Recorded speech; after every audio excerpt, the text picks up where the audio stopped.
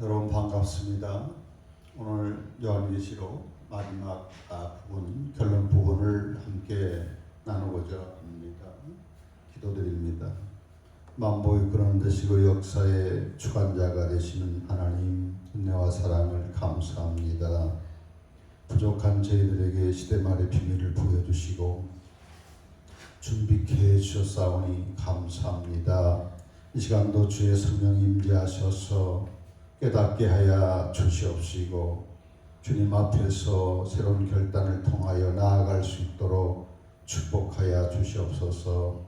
주의 종을 세워주었사오니 도구로만 사용하여 주시고 성삼위하나님 영광 받아 주옵소서. 예수님 이름으로 기도합니다. 아멘. 오늘은 이제 계시록 이제 마지막 부분 결론 부분을 함께 나누고자 합니다. 성경은 총 1189장으로 되어 있는데 그 마지막 장이 바로 오늘 계시록 22장입니다. 특히 계시록 22장 6절부터 21절까지는 결론 부분이라고 할 수 있어요. 성경은 창세기로부터 시작됩니다. 모든 것이 기원과 시작이 나오고 성경 맨 마지막 계시는 계시록인데 요한계시록인데 마지막 심판과 완성과 마침으로 이렇게 되어 있습니다. 계시록 1장은 이미 살펴본 것처럼 서론장입니다. 서론에서 계시록 전체의 성격과 특징에 대해서 말하고 있는데 계시록을 계시하신 분이 누군가, 그 계시록이 우리들한테까지 전달되어진 과정들, 그리고 계시록은 누구를 위하여, 계시록의 수신자는 누군가, 그리고 계시록을 주신 목적이 무엇인가, 그리고 이 계시록의 핵심 내용은 예수님의 재림이라는 사실을 1장에서 살펴본 것처럼 결론장 22장도 똑같은 거의 비슷한 내용으로 결론을 지어지고 있습니다. 그래서 우리가 서론과 결론을 1장과 22장 말미를 비교를 해보면 정확한 계시록의 포인트를 우리가 가질 수가 있게 되겠습니다. 지난 시간에 이어서 이번엔 6절부터 21절이 결론 부분인데요. 또 그가 내게 말하기를 이 말은 신실하고 참된지라. 이 계시록의 말씀은 신실하고 참되다 이렇게 말씀하고 있어요. 이런 표현은 한 3번 등장하고 있지요. 계시록 19장 9절, 계시록 21장 5절. 반드시 성취될 신실하고 참된 말씀이라고 하는 것을 강조하고 있습니다. 선지자 영의 하나님이 그 종들에게 반드시 속히 되어질 일을 보이시려고 그의 천사를 보내고 천사를 통하여 요한에게 이렇게 전달되는 과정을 말씀하고 있습니다. 계시록 1장 1절도 거기 보면 반드시, 거기는 속히 일어날 일, 여기는 반드시 속히 되어질 일. 그리고 계시록에서는 하나님이 시작이 되지만 여기서는 선지자들의 영의 하나님이 이렇게 나왔어요. 그래서 계시록의 성격은 선지자적인 예언서라고 할 수 있습니다. 하나님께서 당신의 비밀을 이루기 위하여 먼저 반드시 당신의 종에게 비밀을 알려주어서 그 선지자가 비밀을 받아서 비밀을 백성들에게 알리고 난 다음에 하나님의 비밀이 이 땅에 이루어지는 그런 것이 하나님의 원칙입니다. 그래서 우리가 오름지기 계시록은 선지자의 성령이 꼭 필요합니다. 그리고 선지자의 영을 받은 요한이도 오늘 본장에 온 선지자라고 나오죠. 또 익히 우리가 살펴본 것처럼 계시록 10장을 아마 더듬어 기억하시면 10장 맨 끝에 요한 보고 너는 온 세계 열방 방언들에게 이 작은 두루마기를 받아 먹어서 다시 예언하라 이 말씀을 하고 있어요. 그래서 오늘날 이 선지자적인 그런 사명을 받은 종들이 때를 알리고 길모심을 알리고 심판을 알리고 있습니다.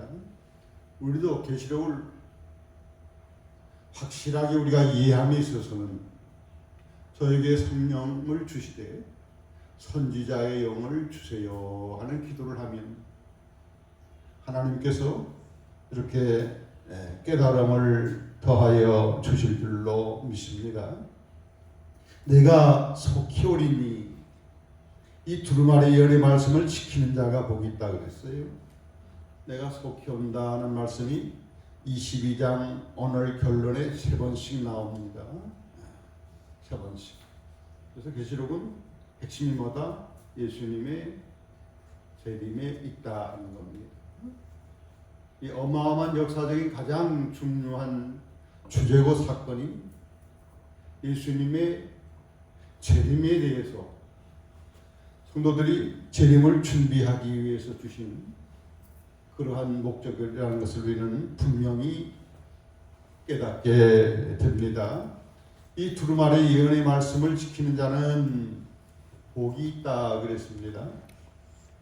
계시록 1장 3절에도 이 예언의 말씀, 요한계시록을 읽는 사람, 듣는 사람, 그 가운데 말씀대로 지켜 행하는 사람에게 복이 있다 여기 나오고, 다음에 요거는 제 6번째 복인데요. 전체가 7번 복이 나오는데 제 6번째 복이 이 두루마리 예언의 말씀을 지키는 자가 복이 있다 이렇게 말씀을 하고 있습니다. 그래서 우리가 계시록을 그냥 아는 지식으로 끝나지 말고 그저 14만 4천이 어떻게 말씀하는가, 천년왕국은 어떻게 말씀하는가, 이런 그저 아는데 거기다가 머물지 마시고 이 말씀대로 부지런히 행함으로 하나님이 마지막 때 주시는 엄청난 복을 받을 수 있기를 축복합니다. 그래서 계시록에는 복이 7가지 복이 나와요. 이걸 간단히 한번 살펴보면서 하나님이 교회들에게 어떠한 복을 주고 싶어 하시는지, 그리고 이 7복 내용을 보면 계시록이 어떠한 책인지, 이 마지막 때 교회들이 어떻게 나아가야 될지 방향을 뚜렷하게 여기서 알 수가 있겠습니다. 그래서 오늘은 계시록을 마치는 시간이니까 한 7복을 잠깐 살펴보면, 계시록을 읽는 자, 듣는 자, 지키는 자가 복이 있다 그랬어요. 왜냐? 나오죠. 때가 가깝기 때문이다. 그때는 어떤 때? 예수님의 재림 때가 가깝기 때문에. 그러므로 예수님 때가 가까우면 가까울수록 더 계시록 말씀을 열심히 읽고 듣고 지켜야 될 줄로 믿습니다. 다음에 2번째 복은 지금 이후로 주 안에서 죽은 자가 복이 있다 그랬어요. 무조건 주 안에 죽은 자가 아니라 그 때가 나와요. 지금 이후. 계시록 13장, 14장, 15장 그쪽 부분은 대환란을 이야기하고 있어요. 대환란 때 많은 성도들이 순교를 하는데 이때 죽은 자가 복이 있다 그랬어요. 예수님은 대환란 끝에 재림하는 걸로 마태복음 24장에 이미 우리가 살펴봅니다. 그러니까 재림과 연관이 있습니다. 다음에 16장 15절에도 깨어 자기 옷을 지켜 벌거벗고 다니지 않으며 자기의 부끄러움을 보이지 않는 자가 복이 있다 그랬습니다. 그러면서 그 앞에 내가 도둑같이 오리니 깨어서 벌거벗고 다니지 않도록 자기 옷을 지켜라. 이것도 예수님의 재림과 관계된 복이라고 할 수 있습니다. 다음 네 번째 복, 어린 양의 혼인잔치에 청함을 받은 자가 복이 있다 그랬어요.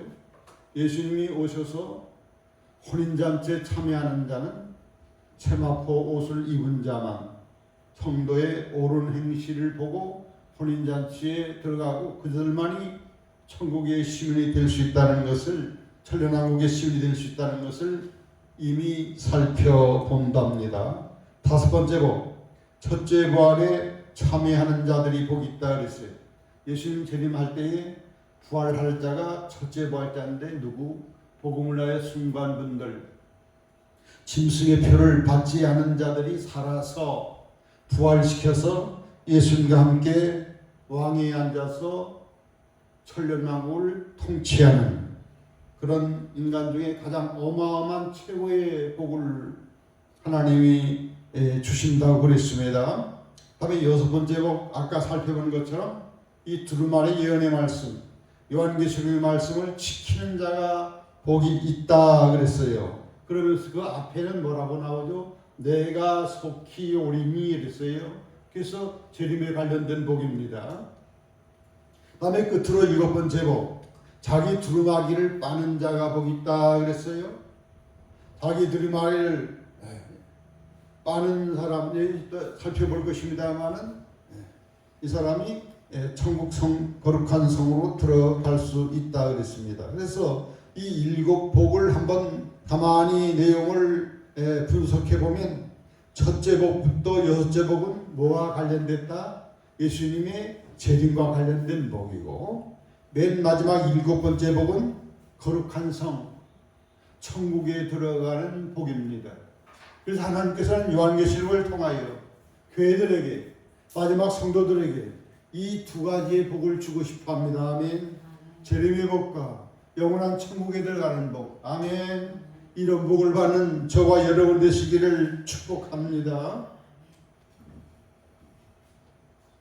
그래서 계시록을 이러한 마인드를 가지고, 이러한 목표를 가지고 이렇게 성경을 봐야만이 계시록이 완전히 이렇게 풀릴 수가 있습니다. 재림과 영원한 성 예루살렘. 8절 본문으로 들어가면 이것들을 보고 들은 자는 나 요한이다. 내가 듣고 볼 때에 이 일을 내게 보이던 천사 발 앞에 엎드려 경배합니다.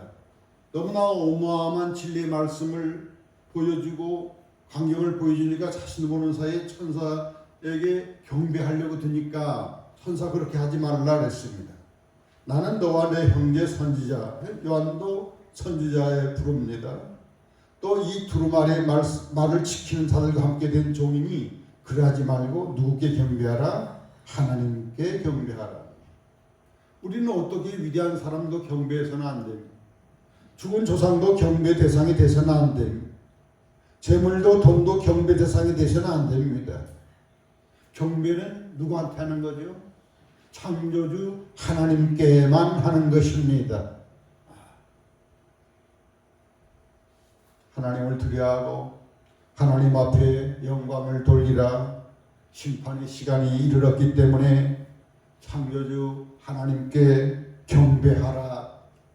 기억나십니까? 영원한 복음. 마지막 시대에 외쳐야 될 이 영원한 복음의 내용이 바로 그렇습니다.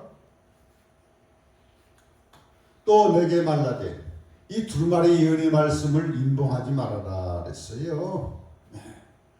때가 가깝기 때문이다. 때가 가깝기 때문에. 자, 요한계시록은 무슨 책이다? 때의 책이다. 그때는 무슨 때다? 예수님의 재림 때다. 재림이 가까울수록 요한계시록을 가까이 하면 요한계시록이 활짝 열리게 됩니다. 다니엘 시대의 다니엘을 보고는 마지막 때 비밀을 보여줘 놓고는 임봉하라고 그랬어요. 봉하라고 그랬어요. 마지막 때까지 봉함하라고 그랬어요. 자, 다니엘은 BC 550년경에 예언한 분인데 지금으로부터 2500년 전입니다. 다니엘에게 받았던 묵시와 계시록은 비밀은 봉함하라고 그러는데 그 후에 2500년이 경과돼서 지금은 계시록이 활짝 지금 열리는 그런 때라고 하는 사실입니다. 그러나 안타까운 것은 이사야 42장 19절에 하나님 나타난 것처럼 맹인들이라고 누가 내 종처럼 맹인인 자가 있겠느냐, 누가 나의 사자처럼 맹인인 자가 있겠느냐 한탄을 하고 있습니다. 나의 가장 가까운 하나님의 종들이, 하나님의 말씀을 전하는 종들이 맹인, 보지 못하는 맹인이라는 거예요. 볼지라도 유념해서 이렇게 보지 않고 하나님의 이 마지막 때 비밀이 알려지고 있지만은 귀를 기울여서 들으려고 하지 아니하는 봉안책에 대해서는 결코 되지 않습니다. 이제 활짝 다 완전히 열리는 시대가 됐습니다. 그 말은 뭐냐 하면 마지막이 될수록, 심판날이 가까울수록, 예수님이 재림할수록 열리고 이제는 활짝 열렸기 때문입니다. 다시 말하면 예수님의 재림이 그만큼 가깝다는 것을 간접적으로 우리가 추론할 수가 있는, 입증할 수 있는 단초가 된다고 하는 것입니다. 깨달을 수 있기를 축복합니다. 불의한 자는 그대로 불의하게 놔둬라. 더러운 자는 그대로 더럽게 놔둬라. 의로운 자는 그대로 의를 행하게 놔둬라. 거룩한 자는 그대로 거룩하게 하라. 무슨 말입니까? 심판날이 가까이 있기 때문에 이제는 더 이상 사람들이 회개할 기회가 줄어들었기 때문에, 어쩌면 이것이 마지막 기회이기 때문에 어속히 의롭고 거룩한 삶으로 이렇게 방향 전환할 것을 강조하는 말씀이라고 할 수가 있습니다.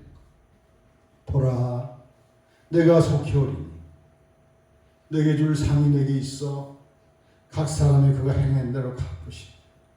참으로 중요한 부분입니다. 하나님 우리들에게 천국 기업과 어울려 영원한 상을 주고 싶어 합니다. 이 땅의 모든 사람들이 상 받기를 원하죠. 금메달 따기를 원하죠. 어떤 직책이 더 진급되기를 원하죠. 이게 인간의 본심일지는 예수님께서 줄 상이 있답니다. 이 상을 우리가 사모하면서 우리가 받아야 되는데, 이건 중요한 부분이기 때문에 바로 뒷부분에서 함께 생각하고자 합니다. 나는 알파다, 예수님께서. 나는 오메가다. 나는 처음이고 마지막이다. 나는 시작과 마침이다. 이미 살펴본 겁니다. 알파 오메라는 말이 이 계시록에서 가장 많이 등장하는 말입니다.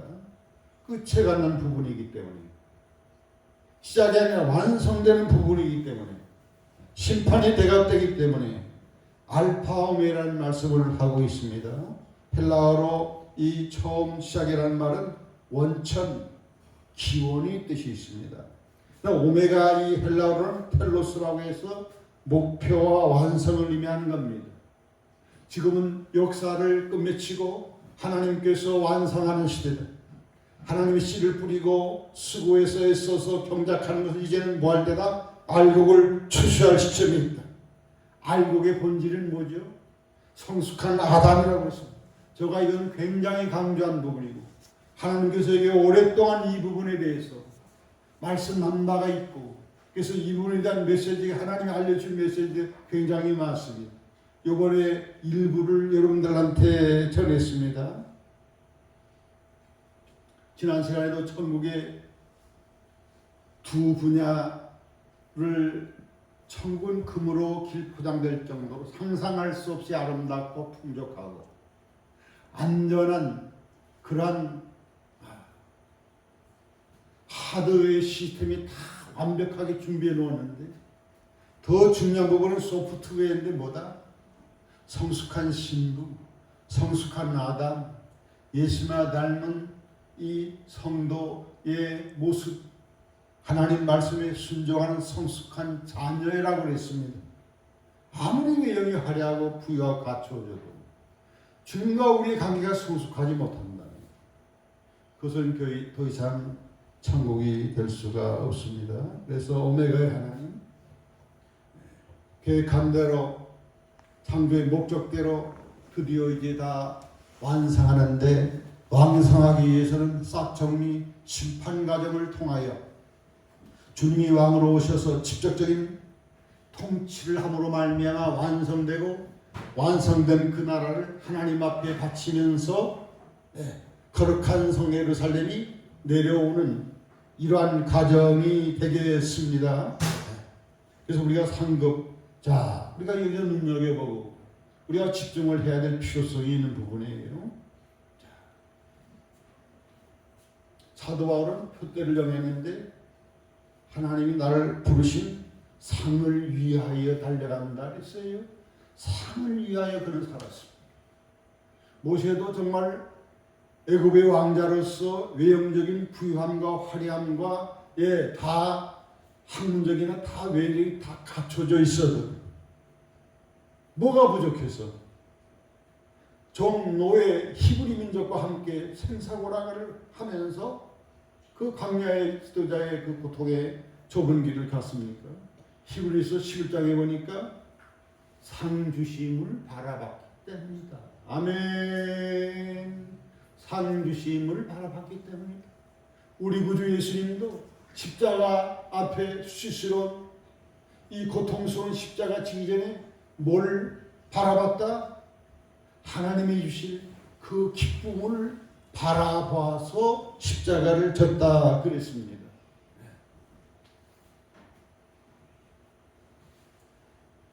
상급은 심은 대로 행한 우리들이 이 땅에서 행한 대로 행의 대가로 얻습니다. 여러분의 주를 위한 수고가 하나도 헛되지 않습니다.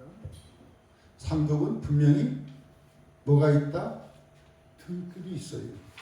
등급이. 이 세상에도 다 등급이 있는 것처럼 영광이 금메달, 은메달, 색깔도 다르고 영광이 다른 것처럼 천국에서는 또 철저한 영광이 면류관들이 다 다르고 상급이 다 다르다고 하는 겁니다. 제 말이 아니고 우리 예수님이 상에 대해서 많이 말씀을 했습니다. 보면 마태복음 이 복음서에 보면 상이 크게 될 것이다 그랬습니다. 핍박받는 자. 천국에서 말씀대로 순종하는 사람, 지킨 사람은 천국에서 지극히 큰 자가 될 것이다. 또 천국에서 작은 자가 될 것이다 라는 말씀됐어요. 선지자 이름으로 선지자를 대접하면 무슨 상 받는다? 선지자의 상, 최고의 상이 선지자의 상입니다. 바울이 받게 될 상, 선지자 모세가 받게 될 상, 계시록의 저자 사도 요한이 받게 될 상은 최고의 상입니다. 예수님 오른쪽과 왼쪽 아니면 가장 가까운 VIP석의 왕의 자리에 앉을 자를 하나님이 다 예비했다고 예수님이 알려주고 있습니다. 예수님 보실 때 어떤 사람에게는 5골을 통치하는 왕의 영광을 주고 어떤 사람은 10골을 차지하는 영광을 주고 상급은 다 차등이 있습니다. 뭘 기준으로 해서 상급을 매기느냐, 영광을 매기느냐. 내가 받은 은사와 나타나는 능력으로 정해지지 않습니다. 큰 교회를 목회한다고 영광이 큰다 할 수가 없습니다.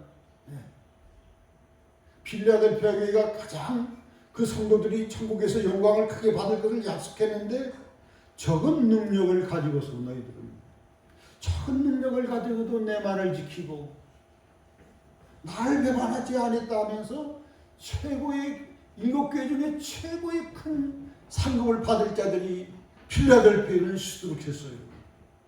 그러나 라우디아 교회나 사도교회는 겉으로는 화려하고 규모가 크고 부유하고 그렇게 하지만 그들은 아예 구원조차도 받지 못할 것이라고 말씀했습니다.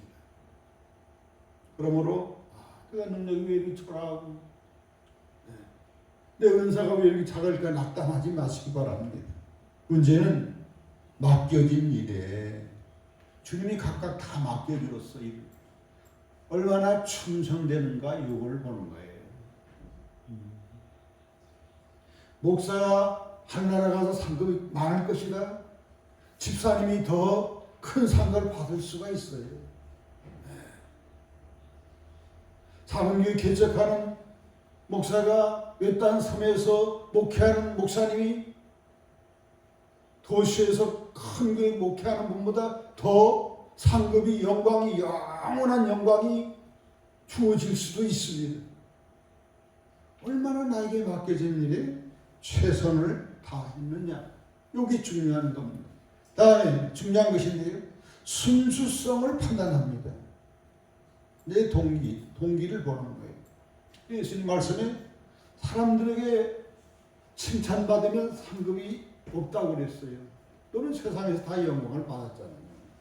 내게 줄 영광, 상급이 없다는 거예요.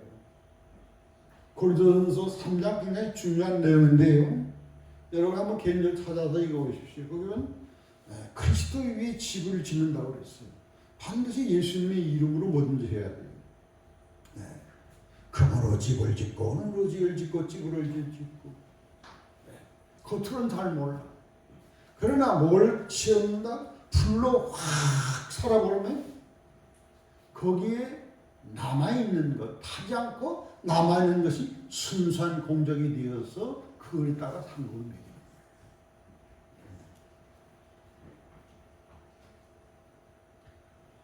그래서 우리가 작은 일에 작은 자에게 사랑을 베풀어야 됩니다.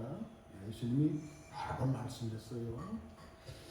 나를 믿는 이 작은 자에게 냉수 한 그릇이라도 주면 결단코 뭘 잃지 않을 것이다. 상을 잃지 아니할 것이라고 했어요. 보잘것 사람한테 냉수 주기 어려워요. 냉수 한 잔 주기 어렵다고. 그러나 부유한 사람, 높은 사람한테는 냉수뿐만 아니라 모든 걸 다 동기가 없습니다. 이왕이면 예수 믿는 사람, 예수님 생각하면서 옥에 갇힌 사람, 배고픈 사람, 헐은 사람한테 다가가서 예수님의 사랑을 나타내면 다 등급이 올라가서 다 상급으로 바꿔지게 될 줄로 믿습니다.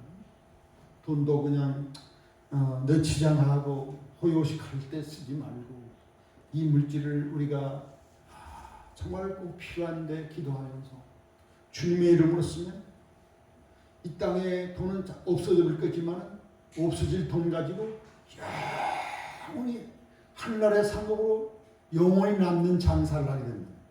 할렐루야. 아멘. 예수님이 그날에 주실 상급은 영원한 상급입니다. 그래서 사도 바울도 썩지 아니할 면류관을 위해서 모든 걸 절제한다고 그랬어요. 금메달 따봤던 몇 개월이면 다 잊혀져 버려요. 대통령 해봤자 그저 몇 년이면 다 시들어버려요. 예수님 우리에게 줄 것은 영원한 면류관이다. 영원한 상급이다. 이걸 추구할 수 있기를 바랍니다. 천국은 침나는 자가 빼앗느니라.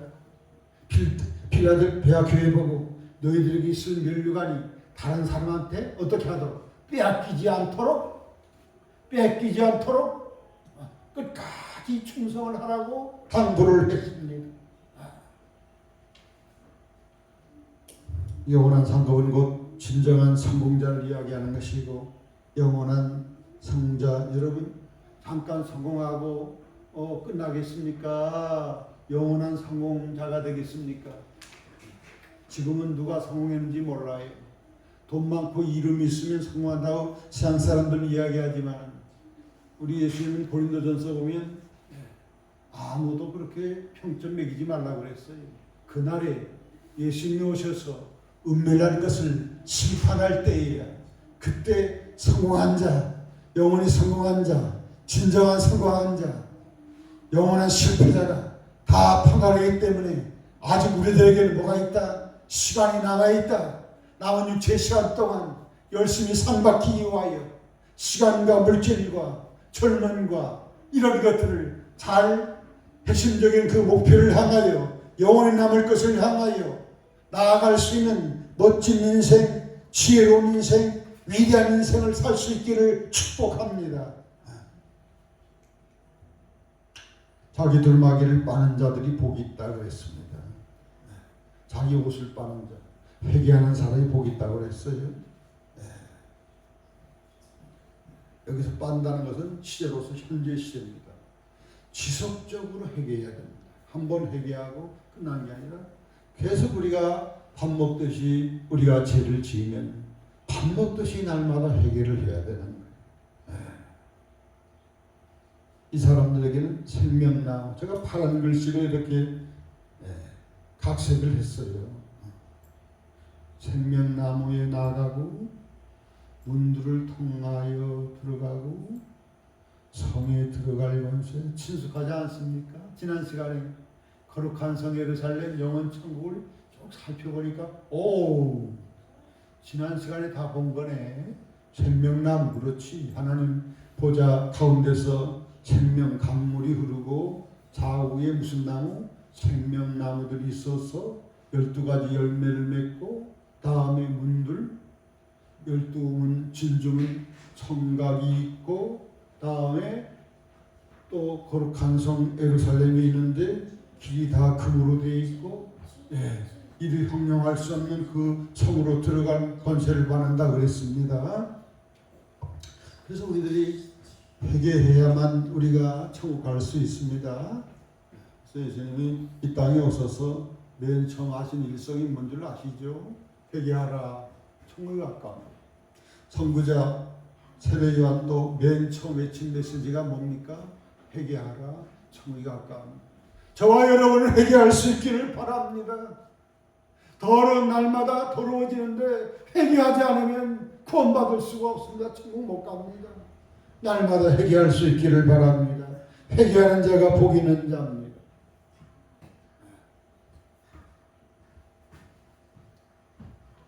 다음에 성 밖에 있을 사람, 거룩한 성 예루살렘 천국으로 못 들어가고 성 밖에 있을 사람이 불행한 사람입니다. 영원토록 불꽃 가운데 고통당하고 하나님하고는 완전히 단절된 채 더 이상 교제 사귐을 갖지 못하는 영원한 그런 불행의 운명에 처해서 다시 기회가 없어요. 이때는 회개해도 소용이 없답니다. 지금 회개해야 쓰지 말아요. 어떤 사람? 걔들 점수를 가들 지옥 간다. 운명하는 자, 살인자들, 우상 숭배자들, 거짓말을 좋아하는 거짓말 3번씩 나와요. 지옥 갈 자라고. 자, 우리 앞장에서 21장에서 우리가 8절에 보면 거기에 지옥 갈 자들이 쭉 나오죠. 거기에는 두려워하는 자, 믿지 않은 자, 흉악한 자, 점술과 의미가 똑같아요. 여기서는 두려워하는 자, 믿지 않는 자, 흉악한 자 없는 대신에 뭐가 들었어요? 개들, 강아지, 개들이 천국 못 간다 이 말은 아니에요. 지옥 간다는 말이 아니에요. 이것은 영적인 것입니다. 성경의 개들은 이 참녀를 개로 이야기했어요. 비천한 자를 개로 이야기했어요. 예수님을 괴롭혔던 불신세력 대적자들을 개로 이야기했어요. 이방인들을 예수님이 개로 이야기했어요. 불신자를 또 개로 이야기했어요. 베드로후서 2장 2절에는 더러운 자, 개, 돼지, 더러운 자라고 이야기를 했어요.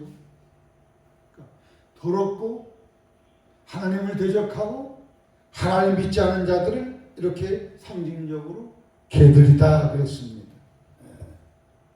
그러니까 21장 8절에 두려워하는 자, 믿지 아니하는 자, 흉악한 자가 없는 대신에 개들.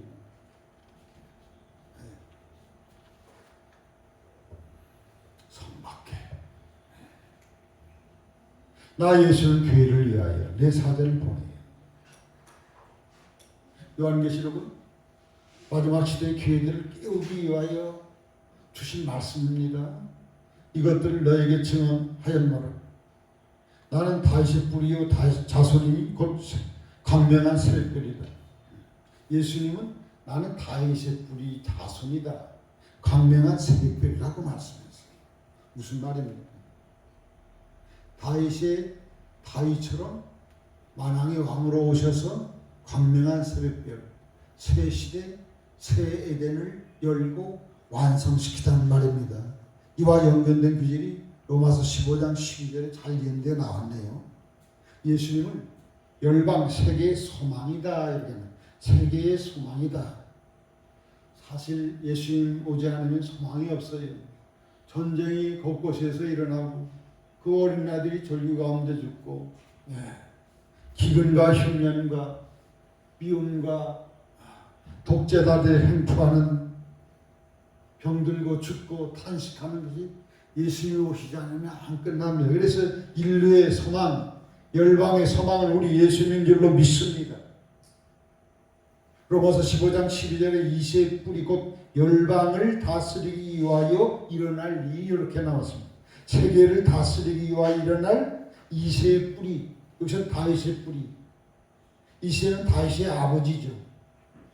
그래서 예수님이 왕으로서의 만왕의 왕으로서의 막강한 전능한 권세를 가지고 이 세상을 다스리기 때문에 소망 있고 새 에덴으로 우리를 인도하는 새벽별이다. 새 날, 새로운 날, 새로운 나라를 보여주는 여명의 새벽별. 점점 그날이 밝아오고 있습니다. 깨닫는 분들은 새벽 동틀 때가 옴을 깨닫게 될 줄로 믿습니다. 그날이 새날이 아주 가까이 와 있습니다. 성령과 신부가 말합니다. 성령, 신부는 신부된 교회를 이야기하는 거예요. 같이 초청을 해요. 오라. 듣는 자도 오라. 목마른 자도 오라. 원하는 자가 오라. 값없이 생명수는 뭐죠? 생명강물. 천국으로 들어간다는 거예요. 물론 이 세상에서 갈증이 해대서 영적인 만족, 내적 천국을 만끽함과 함께 그런 내적 천국을 만끽하는 사람만이 하늘나라 생명 강물을 마실 수가 있고 천국에 들어갈 수가 있습니다. 그래서 간절히 초대하고 있어요. 왜? 때가 가깝기 때문에, 심판의 때가 가깝기 때문에, 성밖과 성 안에 들어갈 때가 분리된 시간이 가깝기 때문에 안타까운 마음을 가지고 한 셈이라도 돌아오라고 호소하고 있는 것이죠. 18절에 내가 이 두루마리 예언의 말씀을 듣는 모든 사람에게 증언하노니, 계시록 이 말씀을 듣는 모든 사람, 저와 여러분도 포함됩니다. 누구든지 이것들 외에 더하면, 계시록의 말씀 외에 더 가면 하나님이 이 두루마리에 기록된 재앙들 그에게 더하실 것이다. 계시록에는 온통 다 재앙과 심판. 계시록 말씀을 더 보탠 사람한테 이 재앙을 내리겠다는 거 아니에요?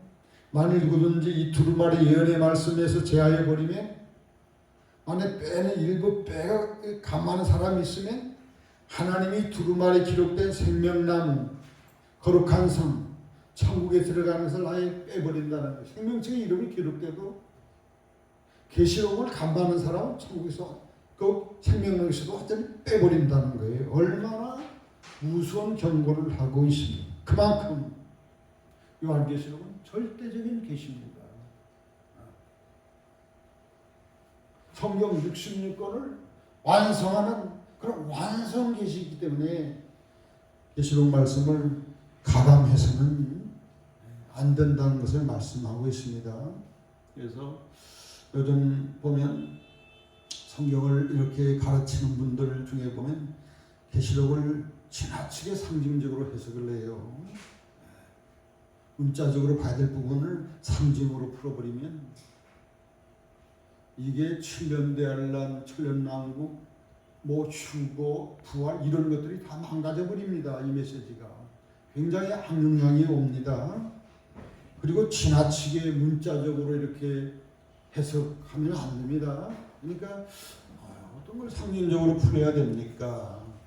어떤 건 문자적으로 봐야 됩니까? 또 어떤 거는 또 영적으로 풀어야 될 게 있어요. 그래서 계시록은 난해합니다.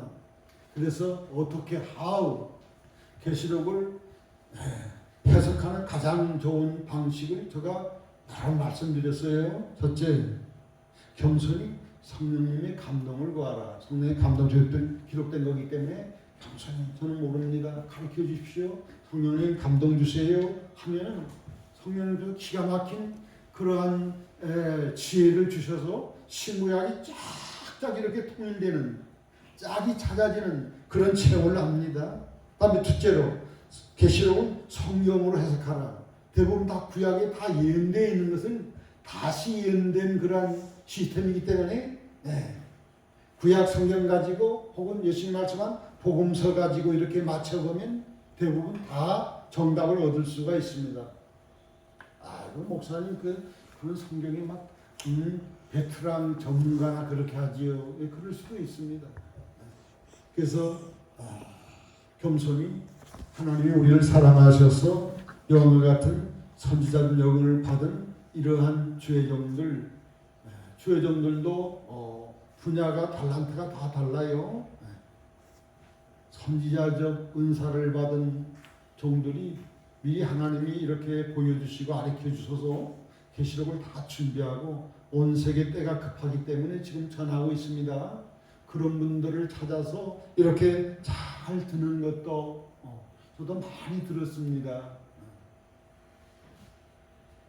제가 이 사명을 받은 지가 한 50년이 더 됐지만은 참 밀어내가지고 의심도 많이 하고 시행착오도 많이 범했습니다. 불순종해서 목회적인 시련도 많이 받았습니다. 그런 가운데도 하나님이 저에게 약속하고 주신 중요한 그 골자를 놓치지 않았어요. 그래서 선지자적인 종들을 지표를 찾아가서 많이 배우기도 하고 선배들이 기록에 남긴 것도 참고도 하고 물론 하나님이 저에게 주신 것을 다 골자를 해서 말이죠. 거기다가 살을 붙이고 해서 여러분들과 함께 나누게 된 겁니다. 아무튼 이 계시록을 왜곡시켜서 변질시키는 죄는 가장 무서운 죄입니다. 그래서 계시록을 우리가 잘 분별해서 이렇게 들을 땐 들어야 되고 그래서 기도 많이 하시면 여러분들을 하나님께서 선한 목자 되신 예수님이 인도하여 주실 줄로 믿습니다. 이제 끝이 다 왔네요. 20절, 21절로 계시록 마감하고 성경을 마감합니다. 자, 무슨 말로 마감할까요? 이것들을 정언하시니 예수님이 말씀하시기를 내가 진실로 속히 오리라. 또 속히 오신대요. 세 번째. 여기서는 진실로. 그만큼 예수님이 오고 싶어하는 것이고 교회들을 위해서 와야만 하는 것이고 하나님이 씨를 뿌려 고생만 하고 열매를 주수는 하지 않겠습니까? 이때를 위해서 우리 하나님이 얼마나 수고하고 고생하고 선지자들 많이 주고 심지어 독선자까지 십자가의 저주를 당하게 하고 바로 이때를 위한 것입니다. 그래서 주님 오시옵소서 하고 우리가 날마다 마라나타 신앙을 가져서 주님 오시옵소서 나의 왕이여. 영어 성경에 보면 Our Lord come 나의 왕 우리들의 왕이여 오시옵소서. 주님 오시옵소서. 항상 우리가 간절히 기도하고 예수님 맞이할 단장하는데 온 힘을 경주하는 이 마지막 시대의 교회가 되시기를 축복합니다. 그래서 우리가 계시록을 마치면서 성경 전체를 어쩌면 마치면서 한번 이렇게 정리를 해보고자 합니다. 주 예수님 되림을 어떻게 내가 준비해야 될까? 대망해야 된다. 간절히 신부가 결혼을 간절히 대망하는 것처럼 대망하지 않은 것은 예수님 사랑하는 게 아니에요. 주님 보고 싶습니다. 주님 어서 오세요. 사랑의 지표입니다. 항상 깨어 기도하면서 깨어있으라. 깨어있어 영적인 삶을 살아야 분별을 할 수 있어요. 시대도 분별하고 말씀도 분별하고 그렇습니다. 선을 행하며 부끄럽지 않도록 심서라. 옷을 관리 잘하라 그랬죠. 맡은 직무에 충실을 하라. 이건 다 상급과 영광이 됩니다. 다음에 예수의 증인의 사명을 다하라. 특히 계시록은 두 층의 사명을 하라. 세례 요한의 사명을 하라. 선지자적 사명을 하라. 심판이 가까웠다고, 예수님이 오실 날이 가까웠다고 회개해서 맞이할 준비하라. 이러한 영원한 복음을 전해야 되겠습니다. 주께 책망받을 것이 없도록 힘쓰라. 성령 충만한 생활을 해야 된다. 일시적인 세상의 즐거움에 우리가 안일에 빠져서는 안 됩니다.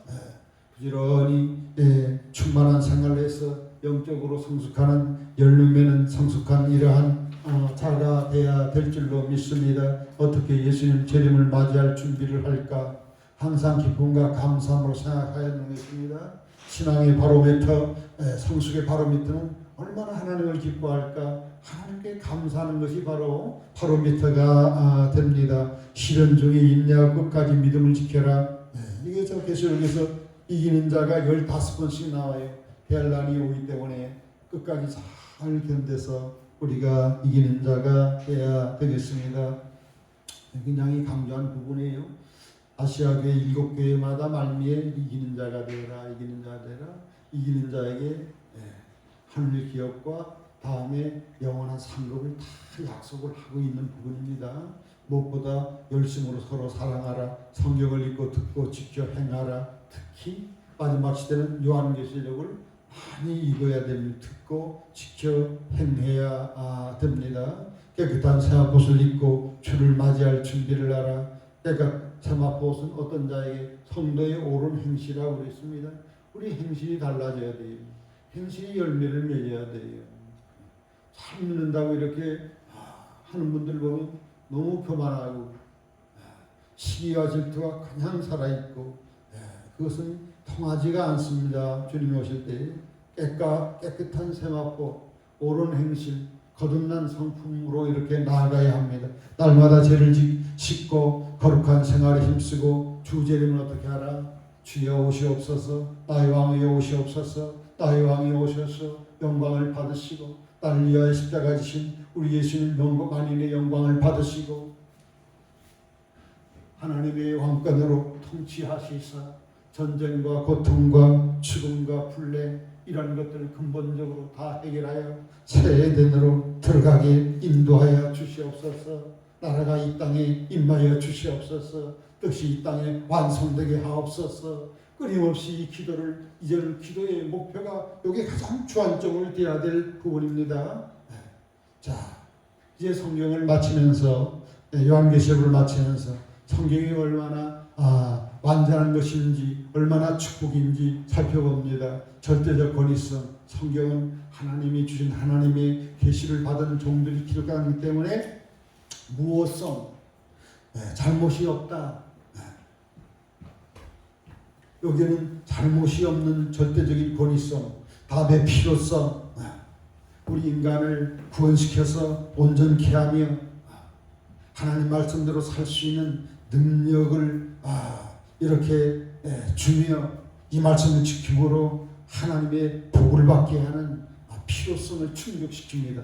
성경은 명료성 명확합니다. 분명합니다. 선이 뭐며 악이 뭐며 어떻게 해야 복을 받으며 어떻게 하면 저주받으며 분명하게 절대 기준을 제시하는 게 성경입니다. 인생은 어디서 와서 어디로 가며 어떻게 살아야 되는지 인간의 그 답을 해답을 성경은 분명하게 제시하고 있습니다. 그렇기 때문에 성경은 충족성, 성경을 늘 가까이 하면 지혜를 주십니다. 기쁨이 있고 소망이 생기고 하나님 위로를 받습니다. 하나님 무진장한 능력을 공급받습니다. 그래서 신명시의 것처럼 행복한 자, 가장 이 땅에 행복한 자라면 성경을 가까이 하고 성경 말씀대로 사는 사람이 가장 행복자가 되는 것입니다. 끝으로 성경은 영원한 불변성, 사람도 변하고 과학도 자꾸 변하고 학문도 바꿔지고 신학도 바꿔지고 사물도 다 바꿔지지만은 되지 않고 영원히 변치 않은 것은 뭐밖에 없다? 하나님 위에서 나온 성경 66권밖에 없다. 그래서 성경은 뭐다? 참 진리다.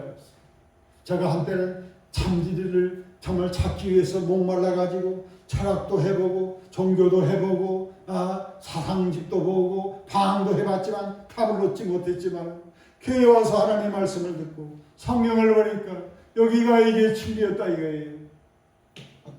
오류가 없었다는 거 아니에요. 피로를 충족시키시고 명료하게 답을 주는 거예요. 완전히 행복한 길로 충족성을 주는 거예요. 변함이 없이 영원히 남는 참 진리는 오직 성경밖에 없어요. 세상 사람들은 진리다 하지만 그건 한쪽이 일부분이에요. 성경만이 진리입니다. 아멘. 예수님만이 유일한 진리입니다. 그분 말씀만이 유일한 진리입니다. 그분의 계시만이 유일한 진리입니다. 그래서 성경이 규정하고 요한계시록이 이렇게 규정하는 거예요. 끝으로 계시록이 얼마나 중요한지 계시하신 예수님이 그 절대성으로 말씀했잖아요. 가감하지 말라고. 성경 전체의 핵심이 주제 핵심이 뭐죠? 주 예수님의 재림과 재림함으로 모든 역사들이 완성되는 말씀입니다.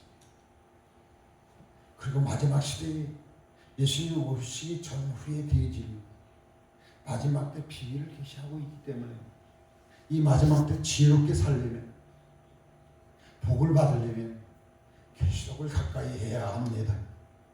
그리고 계시록은 다른 성경 65권과 달라서 세부적으로 구체적으로 되어질 일들을 완성된 계시로서 명확한 진리로 알려주고 있습니다. 즉 계시록을 모르면 성경을 안다. 교만해서는 안 돼요.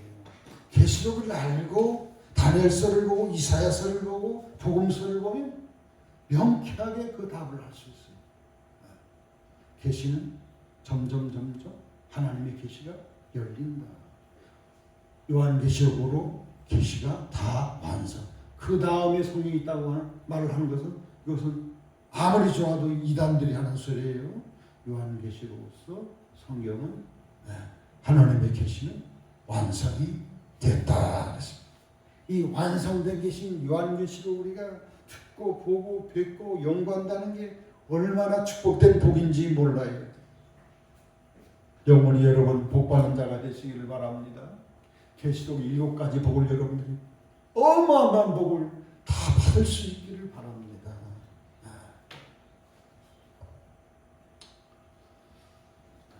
물로써 일단 계시록을 이렇게 최종에 마치는데 하나님이 또 한 번의 기회를 허락하시면 하면 좀 더 자세하게 한 번 할 때 한 장씩 이렇게 하다 보니까 좀 무리하게 진도를 나가는 부분이 있고 대충 나간 부분이 있어요. 그래서 조금 더 구체적으로 한 2절이나 3절로 추격해가지고 아주 주도 면밀하게 이렇게 우리가 살펴볼 수 있기를 바라고 제가 조금 휴식을 가졌다가 다음 편에는 계시록을 비밀을 피는 중요한 긴 다니엘서를 여러분과 함께 나눌 수 있게 되기를 바랍니다. 그동안 부족한 점이 전하는 하나님의 말씀을 여러분들 경청해 주신 걸 감사하고 계속적으로 기도를 부탁드립니다. 순간순간 성령님이 저에게 감동을 주셔서 새롭게 확실하게 깨달음을 주시고 전할 수 있는 힘 주시지 않았다면 저는 이 계시록을 전할 수가 없었습니다. 성삼위 하나님께 나의 사랑과 정성과 감사 영광을 돌립니다. 기도하겠습니다. 알파 오메가 되신 우리 하나님 계시록을 통하여 놀란 비밀들을 가르쳐 주셨사오니 감사합니다. 깨달은 대로 우리들이 삶에 실행함으로 말미암아 영원한 복, 계시록 1부까지 복을 다 받는 우리 모두가 되게 축복해 주시옵소서. 모든 영광 하나님 받으시옵소서. 예수님 이름으로 감사하며 축복하며 기도드리옵나이다. 아멘.